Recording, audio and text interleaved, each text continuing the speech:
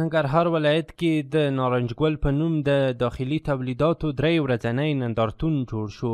نارنج ګل نړیوال نندارتون جوړ شوی. په دې نندارتون کې تقریبا د 160 غرفو شاوخوا خلکو خپل تولیدي توکي راوړي دي نندارتون ته، او زما د ټول افغانستان د خلکو د ټول افغانانو ولس نه خواهش ته د غوښتنه ده، خصوصا د ننګرهار ولایت خلکو نه چې راشي د دې نندارتون لیدنه وکړي. 3 ورځنی نندارتون دی، وګوري چې په افغانستان کې موږ څومره تولید لرو، په کوم برخه کې لرو، او دغه نندارتون مقصد دا دی چې د خپل تولیدات لپاره مارکیټینګ برابر کړي، مارکیټینګ پیدا کړي. د جلال آباد ښار په سراج العمارت تاریخي بڼ کې په دغه جوړ شوي نندارتون کې د هیواد د بېلابېلو ولایتونو کرنیز محصولات، سوداګریز توکي په 160 غرفو کې د 3 ورځو لپاره نندارې ته وړاندې شوي دي.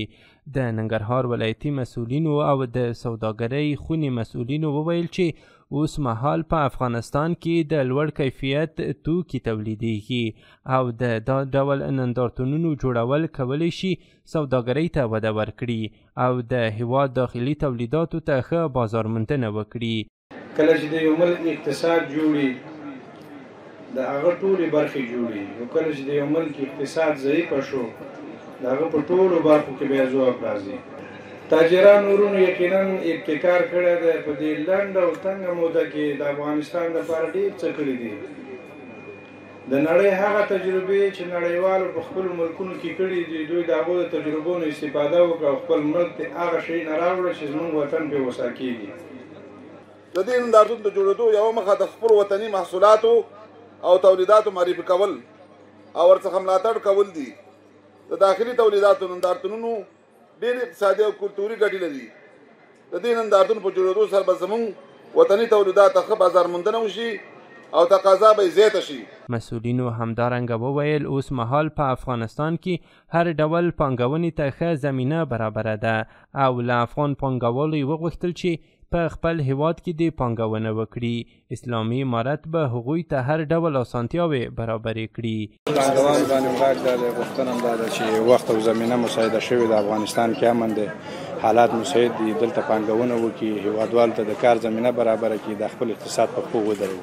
د نندارتون ګډونوالو وویل چې د سوداګرۍ د ودې لپاره دا ډول نندارتونونو جوړېدل ښه رول لري. هغوی وویل چې د ګاونډیو هیوادونو په پرتله په افغانستان کې د ښه کیفیت توکي تولیدېږي چې تر ډیره یې د بازار اړتیاوې پوره کړي دي. دغه شودې چې دي دا وطني تولید دی، موږ په دې باندې خوشحاله یو چې په خپل وطن کې اوس تولید لرو او د پردیو احتیاجونه چې دی خلاص شوي وو. دا چې دلته په ننګرهار کې دا نمایشګاه جوړه شوه، نو موږ هم وغوښتل چې دلته په دې نمایشګاه کې اشتراک وکړو. دا نمایشګاه په دې خاطر باندې ښه ده، زموږ ځینې هیوادوال چې تر اوسه په دې خبر نه وو چې پردیمال دا تولید د کم ځای دی، خو کله چې دا خلک دلته راغله دا یې ولید، نو په دې باندې خبر شو چې والا دا تولید چې دی دا د وطنی تولید دی. این نمایشگاه به حساب تجاران ما شما بسیار زیاد مفید است، بسیار خوب است که دیگه تجاران دیگه کسات دوستان میاین میبینن، بسیار تشویق میشن، خوش میشن، یعنی قدرت میگیره، روحیه میگیره. په دغه نندارتون کې نه یوازې د ننګرهار ولایت کرنیز او تولیدي توکي نندارې ته وړاندې شوي دي، بلکې د هیواد د بېلابېلو ولایتونو او پلازمینې کابل څخه د تولیدي فابریکو او سوداګریزو شرکتونو څخه نوي تولید شوي توکي نندارې ته وړاندې شوي چې هره ورځ ورڅخه زرګونه کسان لیدنه کوي او د داخلي تولیداتو لپاره د بازارموندنې په برخه کې یو رغنده فعالیت ګڼل کیږي.